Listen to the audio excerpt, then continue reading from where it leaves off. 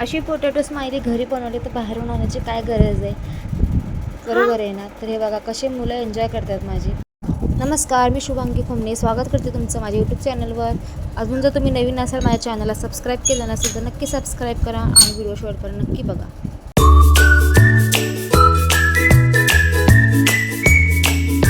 तर मस्त अशी मी रेडी झाले आणि आता त्यानंतर मी चालले किचनमध्ये. तर कुकर तर ऑलरेडी मी लावला होता, तर त्याच्या मस्त अशा मी 4 शिट्ट्या करून घेते आणि तोपर्यंत तिकडे मला चहाची तलब झाली. मी चहा बनवाय ठेवला होता, चहा पण मस्त पडतोय. तर ही रेसिपी तुम्ही लास्टपर्यंत नक्की बघा, यामध्ये मी काय काय ॲड करणार आहे आणि खूप मस्त असे पोटॅटो स्माइली झाले. त्याच्यामुळे व्हिडिओ शेवटपर्यंत नक्की बघा आणि चॅनलला सबस्क्राईब नक्की करा.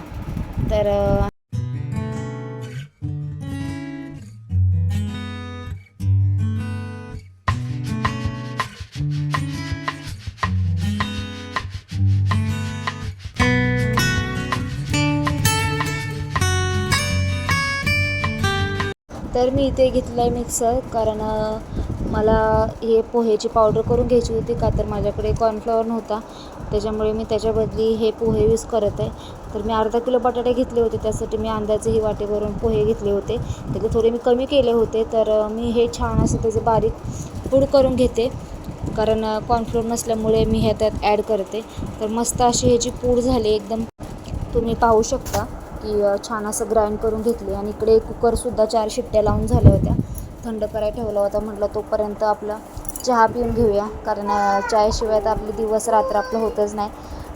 तर मस्त असा मी चाय घेतला आणि त्यानंतर कुकर थंड झाल्यानंतर कुकरमधून हे बटाटे साईडला काढून घेतले आणि त्यानंतर ते थंड झाल्यानंतर त्याच्या साली वगैरे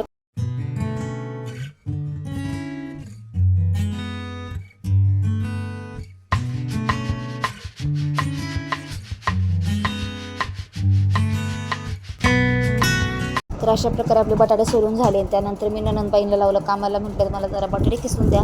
मग त्यांनी बटाटे किसून दिले. तो पण इकडे जेवणाची तयारी करायला घेतली. डाव्याचा कुकर लावला होता आणि काळ्या घेवड्याची आमटी करायची होती, त्याच्यामुळे ते पण शिजत मी घातलं होतं. कारण कसं ह्यासाठी खूप वेळ जातो, हे पोटॅटो स्माइली करण्यासाठी खरंच खूप वेळ जातो. आता हे किसून रेडी झाले. तर यामध्ये मी थोडे हळद टाकते आणि मीठ, आणि हे मी पोह्याची पूड यामध्ये टाकते. आणि हे सगळं एकजीव मिश्रण करून घ्यायचं आणि आपल्या गव्हाच्या पिठासारखं मळून घ्यायचं आहे. म्हणजे तेल वगैरे काही लावायची गरज नाही पडत, असंच नॉर्मल आपलं हे मळून घ्यायचं. तर हे रेडी आहे मळून. आणि त्यानंतर मी घेतला होता बटर पेपर, नव्हता तर माझ्याकडे, म्हणून मी प्लास्टिकची थैली यूज केली होती. तर छान असा याचा गोलसर आकार करून त्याची लाटी लाटून घ्यायची. तर जास्त पातळ करायची नाही, थोडं जाड ठेवायची, का तर ते कडक होतात. आणि नंतर त्याला मस्त असा मी स्माइलीचा शेप दिला स्ट्रॉने, आणि चम्मचने त्याला तोंडाचा आकार दिला, तर स्माइलीचा आकार दिला. तर अशा प्रकारे मी थोडे थोडे करून सगळे मी लाटून घेतले होते. आणि मस्त अशा जास्त गरम नाही, मीडियम फ्लेमवर गॅस ठेवून हे मी फ्राय करते. तर 4 टाकूनच मी फ्राय करत होते. जरा ननंदबाई मला मदत करू लागल्या, त्याच्यामुळे आमचं पटापटा झालं. तर हे बघा मस्त असे माझे पोटॅटो स्माइली रेडी आहेत, मस्त वाटत आहेत ना. तर टेस्टला पण खूप भारी लागत होते. आणि त्यानंतर मुलांचं खूप गोंधळ चालू होतं, त्यांना कधी खायला असं झालं होतं. त्याच्यामुळे मग सगळ्यांना मी म्हटलं थांबा जरा तुम्हाला देते. सगळे वाट बघत होते. मस्तपैकी सगळ्या मुलांनी खाल्लं, त्यांना खूप आवडलं. आणि तुम्हीसुद्धा नक्की या पद्धतीने पोटॅटो स्माइली करून बघा, नक्कीच खूप छान बनतात. तर हा होता माझा आजचा ब्लॉग. तुम्हाला आवडला असेल तर नक्की लाईक करा, चॅनलला सबस्क्राईब करा. भेटू अशाच नवीन व्हिडिओमध्ये पुढच्या ब्लॉगमध्ये.